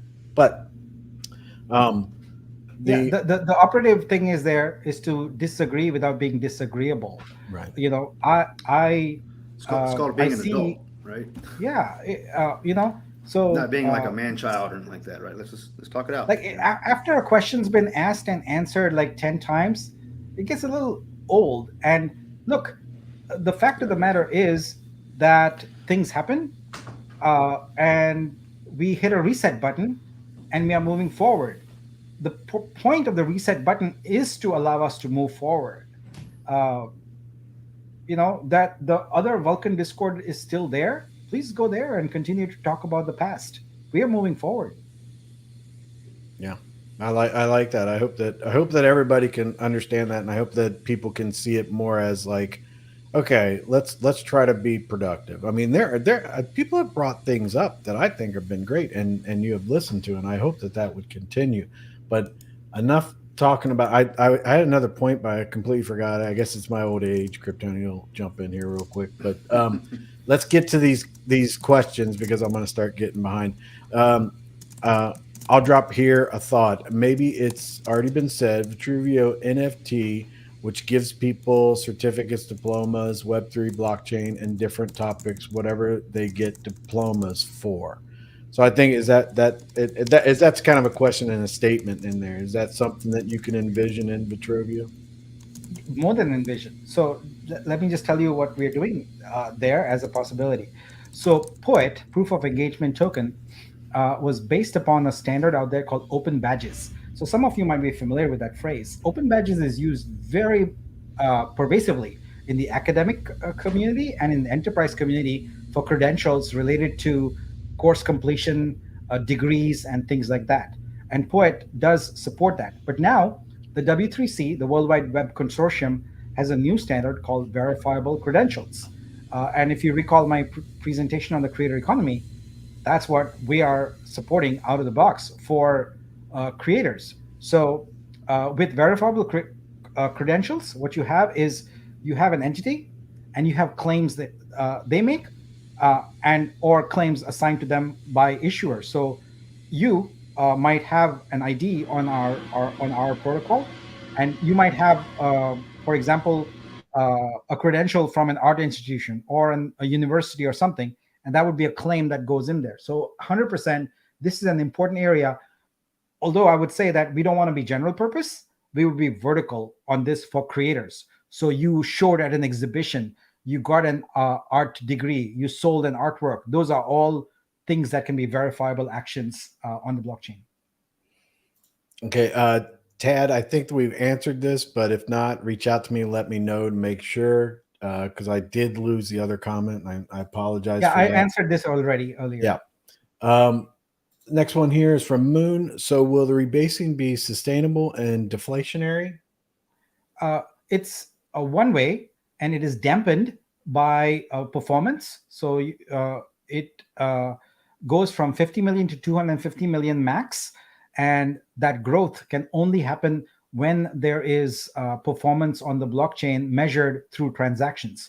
So there is a daily transaction goal. If that goal is met, rebasing occurs. If that goal is not met, then the rebasing does not occur.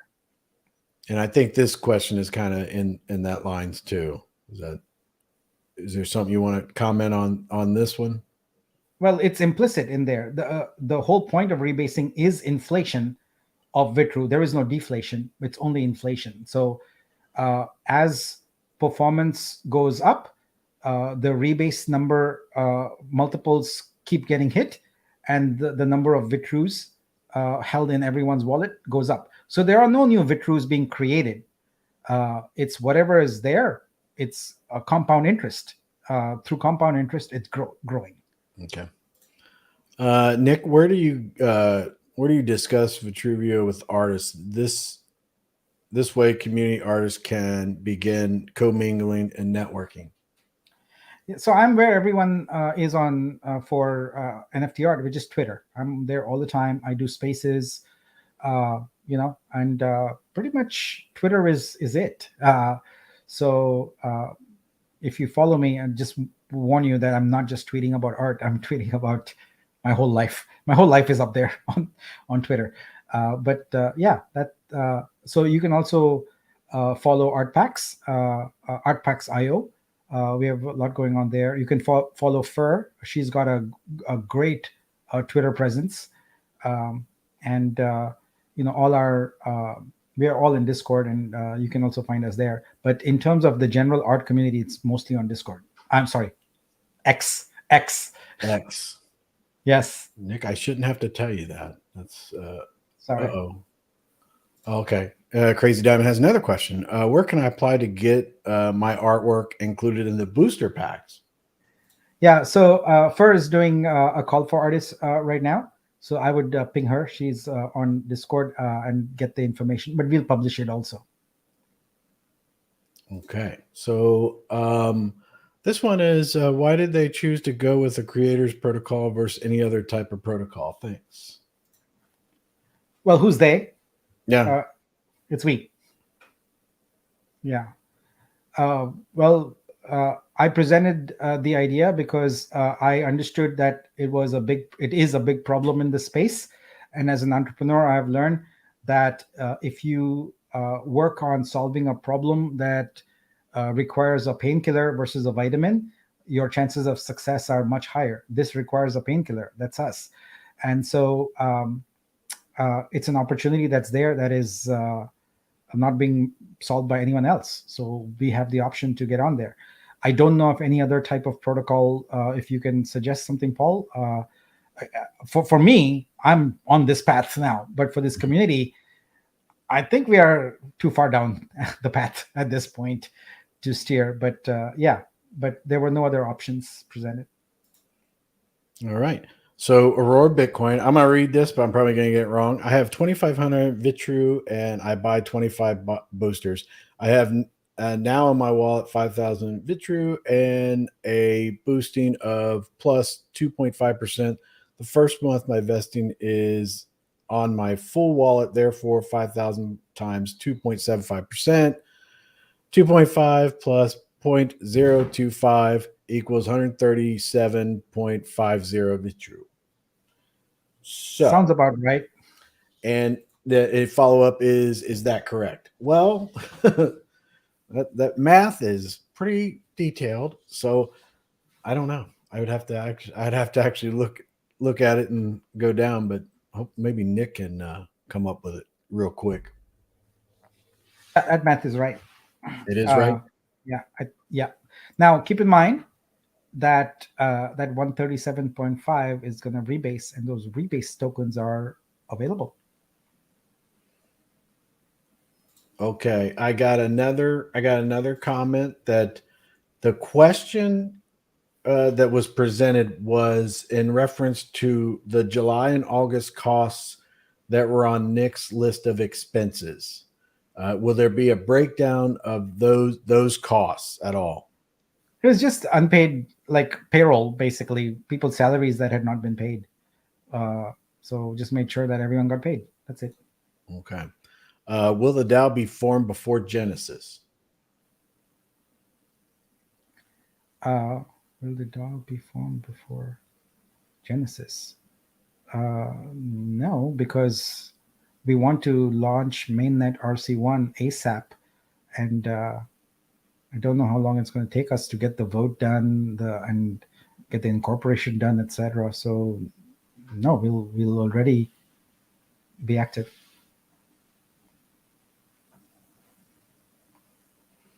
Okay, I am. Are you guys able to start any comments? Because I'm getting to the end of these comments right now, and I don't know if here we go. How is Nick so sure that he knows all of BL's wallets and has deleted them all? He has wash traded with hundreds, if not thousands, of wallets. Show the wallets you're deleting. Yeah, we can paste them into the Discord. I will give me a couple days to get them. I think they're in a list somewhere, and we'll paste them. Yeah, there's no way for anyone to know if there are hundreds of thousands of wallets or whatever. Just you would need to do a forensic audit for that. So, well, I'm happy to post the wallets we know of. I know the crew that can really track down some wallets, and they're called Brewfied. So maybe we can get some of those good people over there to double check all of it and make sure. Because tell us whatever wallets you find. Let us know, and we'll remove them. So, I mean, because that's the big thing is it's like, okay, we might have in the way that I see this, and I'm going to go on my soapbox here a little bit, and I know people might be like, stop talking, Chris, but I'm going to say it anyway. We are a community. and we're a community of people that are. I think we all want to see this succeed, but at the same time, there are voices that are like, "Look, I am very, very apprehensive about this stuff." So, what we need to do, all of us need to learn how to be able to coexist and talk about these things and try our best. If you have a vested interest in whether you have tokens from the previous guy or coins or whatever, and you're invested in this or not, if you want to see this succeed, you have a place at the table and we want to hear from you. But at the same time, if you don't, stop badgering people. Just let's try to work through all these things. We are a family, and I don't care if you want to say we're not or not, but we are. We have a whole community of people that were built on the fact that they were silenced and treated like crap, and now they go over there. So now everything that they see, they're like, "Oh, I don't believe it." So, okay, all right, we understand. Let's soften that a little bit, and let's talk about these issues to try to make everything better. And we can do that together. I truly believe that. If we can't do that together, I am fine with, hey, one of you guys step up. I know like Nick was talking about that.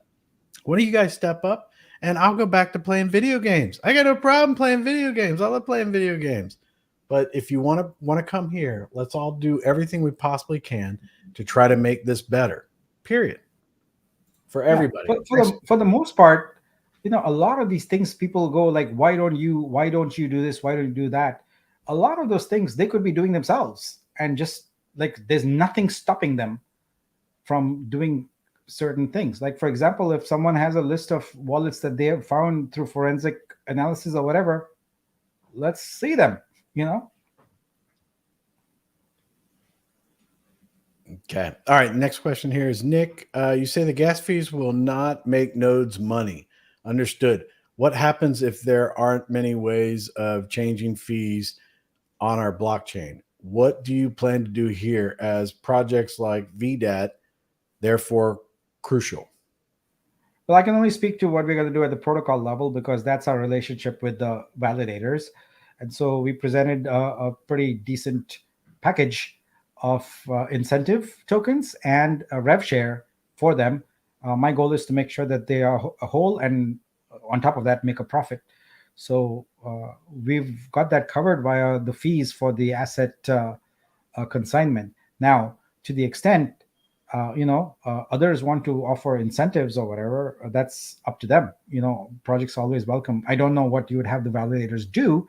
That's different, but I'm at the protocol level. They are the most important thing.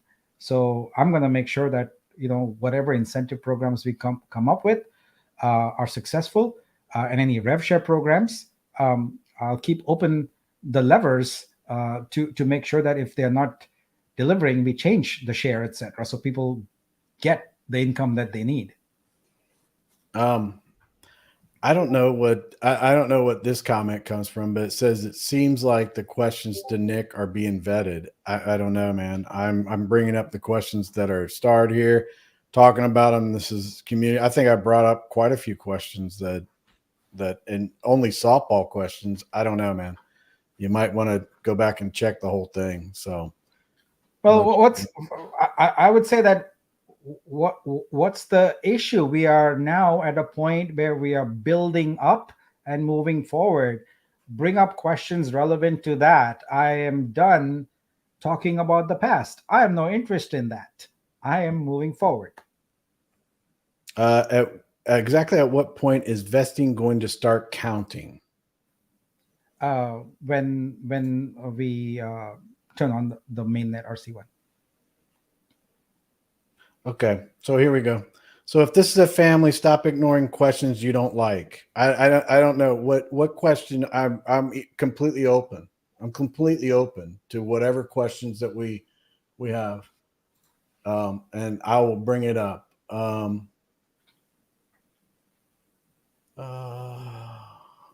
This is a long one. I don't even have time to read this. I wish you'd narrow this down, but let's see. In the last AMA, I asked about integrating the multi-signature wallet and sharing copies of invoices and receipts with the community, and you said it would be posted this week. It seems like straightforward task, especially considering you successfully executed on the old Discord when campaigning for leadership.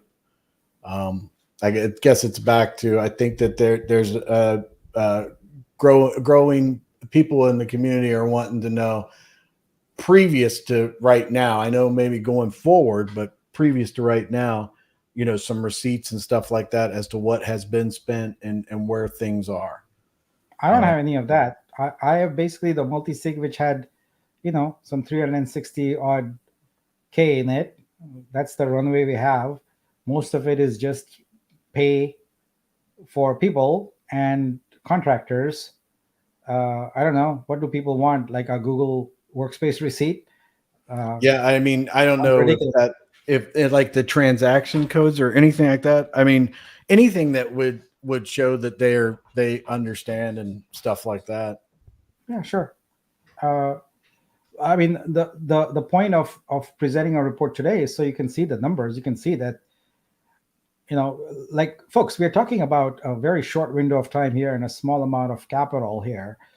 We need to have proper treasury governance rules and all that kind of stuff. Start working on those. Why don't you start working on a policy document around treasury governance that you would like to see? How about that?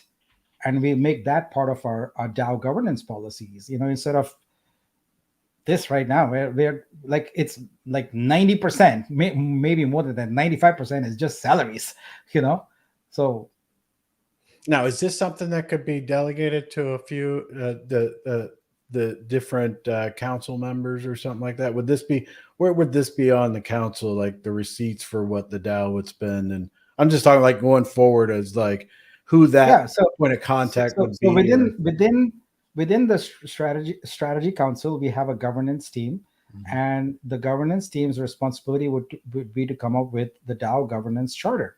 I am very happy to have someone in the community step up and say, hey, look, I have studied the first draft of the DAO governance charter. Let's all converge around it and start editing it and come up with a charter that we want. Please do that. Put in all the financial, fiscal, responsible policies you want. Put in their limits, which one gets what kind of multi-sig, etc. Do that hard work. Get it done. Well, I mean, I know that you're talking about this, and we haven't, you and I haven't talked about it or anything like that, but I do know that Bob Backlund in the BrewFi Discord, he's very familiar with DAOs. I don't know if that's his thing or not, but I do know that he's talked about DAOs and stuff like that. So I mean, I don't know. This is some of these opportunities out here. We don't have all the information you do. I have no information about a DAO governance policy. I have zero information. You can go ask ChatGPT, you can ask Google and create it. There is nothing needed from me. All the information is already public. If to create a brand new, from scratch, DAO governance policy, nothing is needed. Yeah, I mean, there's probably quite a few people out there that can help. So and then I'm gonna bring this up because I don't want to get the same, from the other community now. Why is Adrian on the team when he gave Brian the keys to the multi-sig? Because Adrian's an amazing business professional. He is great at what he does, and he is in fact the reason why we even have any semblance and any capital today. That one act is what changed the tenor of things and got us to the point where we are today. So, yeah. All right. Well, I don't have any other starred comments, and I'm sure that there'll be issues about me not bringing up anything. But like you said, you wanted to keep it under 2 hours, and I think we're close to that. I think that I think that there's a lot of things to work through and everything like that, and I think that these can be very productive. And hopefully people, start settling in a little bit more and start thinking more about, how to make things better. But I think people need to recognize that compared to just a couple months ago, they have a deluge, not just a little bit a deluge of information coming at them that they never had before. And it turns out that the more you give, the more people want, which is fine. But at least recognize the positive changes that have been made, and recognize that this is a concerted effort to make this whole project successful. It's a very deliberate and concerted effort. And if you don't see that, then I'm sorry, but you've got blinders on. Like you gotta look at all the information and analyze the facts and see what's being presented. So Right. yeah, I mean, I'm happy to take your criticisms. You might disagree with a lot of things, etc., but you cannot dispute the fact that there is a complete change in tenor. There is a positive vibe. There's a huge amount of information sharing, and people working their asses off to make this happen. And I don't expect any kind of pat on the back or anything like that. I don't want that, but I want you to recognize that this has turned around 180 degrees for the better. Kryptonian, you got any final words or anything like that? We're going to wrap it up. I think that I would say this, that I understand that we're wanting to move forward. I'm back on the camera. I understand that we're wanting to move forward. I see, like I said before, Nick, I see the vision. You laid it out last time. I see the mission. I see what the problems we're trying to solve in the creator space. Certainly an opportunity there. There is a need, for this to happen. If it's not us, then who? If we don't try, then who will, right? So I'm all about giving it that old college try, and I'll do what I can again to support this and get behind it. I know a lot of creators, personally, a lot of artists in my family, and and went to school with many of them. So they're, as I've begun to present this to them and talk to them about, what do they think about this sort of project? They're excited. They're saying, "Wow, we finally get to cut the middleman out." Because it's the barrier to entry, right? You mentioned it earlier that there's that middleman, the gatekeeper, if you will, Yeah. right? I like the fact that we get to kind of eliminate that or become the gatekeeper in a sense. So that's more leaning towards the creator's benefit. So with that being said, I appreciate the presentation. And I had a ton more questions. I really did, but you gave a list of questions. I guess that were created from the actual community. Some of the questions I had were actually in the midst of those, so I'm satisfied at this point. But other than that, I say let's continue to move forward. Yes. All right. Go. Nick, you got anything else that you wanna go over? No, I'm just very thrilled and excited. A lot of things are falling into place very, very nicely. And I'm very confident for the success of this whole ecosystem. I'm extremely confident about it. Awesome. All right, guys, we're going to wrap it up here. If you got any questions, reach out to me and Kryptonian, and we'll try to We'll be here, guys. get some other questions together for next week. We'll plan on doing it tentatively right now. We'll plan on doing it next Friday at 1 p.m. Eastern. Same time, yeah. Figure we'll go with that, and we'll see how it goes. All right, everybody take care.